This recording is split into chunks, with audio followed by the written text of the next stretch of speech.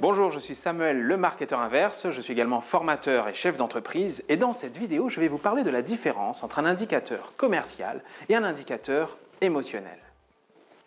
En 30 ans, le marché autrefois florissant de la coiffure a dégringolé à une vitesse phénoménale.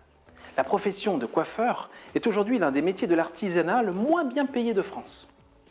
La raison de ce désastre n'est ni liée à la crise, ni au manque de formation, ni à la qualité des services. La raison est liée à l'évolution des consommateurs qui attendent eux aussi désespérément l'évolution des coiffeurs. Il ne s'agit pas ici de techniques de coiffure, de style, de produits ou même de lieux. Il s'agit de digital, de nouveaux modèles économiques liés au conseil, aux émotions et à l'interactivité. Les consommateurs veulent être acteurs de quelque chose.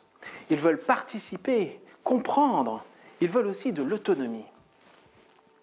Avec une forte croissance ces 5 derniers mois, plus de 900 salons supplémentaires d'applications WeFace, de diagnostic émotionnel, l'application WeFace se place en tête de tous les records. Je pense qu'il ne faut pas confondre deux choses.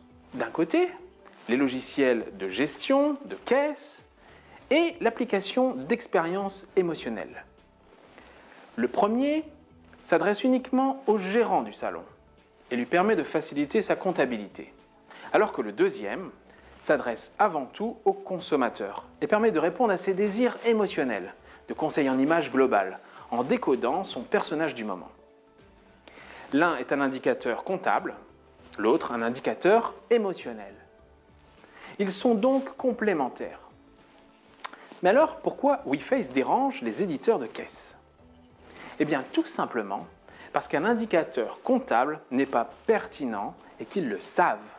Faire croire à un coiffeur que la réponse pour optimiser son salon se trouve dans un indicateur de chiffre d'affaires ou de panier moyen, etc. est non seulement un leurre, mais une aberration. C'est pour cela qu'ils ont intégré de nouvelles fonctions marketing et de fidélisation dans leurs produits. Mais le marketing d'informaticien au comptable, ce n'est pas du marketing émotionnel et plus largement, ce n'est pas du marketing intelligent. Vous devez quand même savoir une chose incroyable. Sur 75 000 salons français, un tiers, donc soit 25 000 salons, sont équipés de logiciels de caisse, issus globalement de 3 acteurs du marché.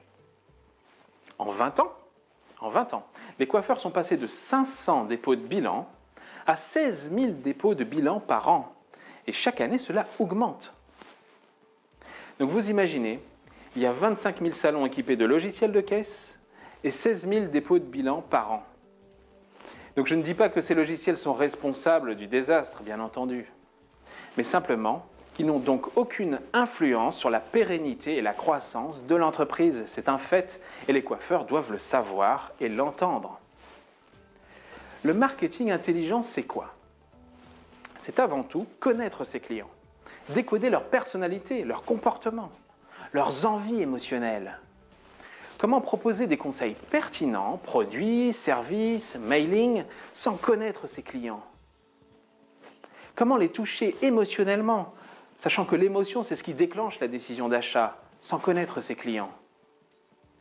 Comment fidéliser sans proposer des expériences émotionnelles personnalisées ? C'est tout bonnement impossible. Alors, pour terminer, je dirais qu'il faut simplement redonner aux logiciels de caisse leur vraie place, c'est-à-dire la gestion comptable et administrative du salon, et ne pas s'octroyer des fonctions marketing sans fondement pertinent au détriment du coiffeur. Sur 1580 salons équipés de WeFace, aucun n'a déposé son bilan. Alors, il y a parfois des facteurs indépendants qui peuvent contraindre un salon à fermer, vous me direz. Mais en réalité, si vos clients sont satisfaits, et seul le client compte,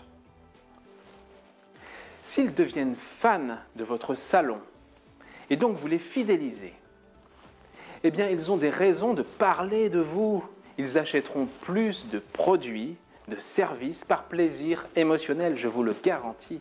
Et je vous garantis la réussite de votre business dans ces conditions. On n'a jamais entendu un client dire à ses amis « Waouh, mon salon a un super logiciel de caisse, vas-y !» Par contre, vous entendrez souvent « Waouh, mon coiffeur est un magicien. il a une application pour me comprendre et me conseiller. Alors merci d'avoir suivi cette vidéo marketing sur la différence entre un indicateur commercial et un indicateur émotionnel. N'oubliez pas que ces deux produits peuvent être tout à fait complémentaires, mais chacun doit rester à sa place.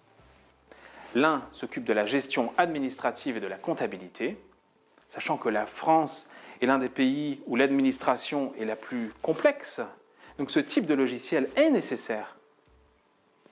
Mais de l'autre, il y a des applications qui sont liées au marketing émotionnel et qui seront beaucoup plus puissantes en termes de résultats.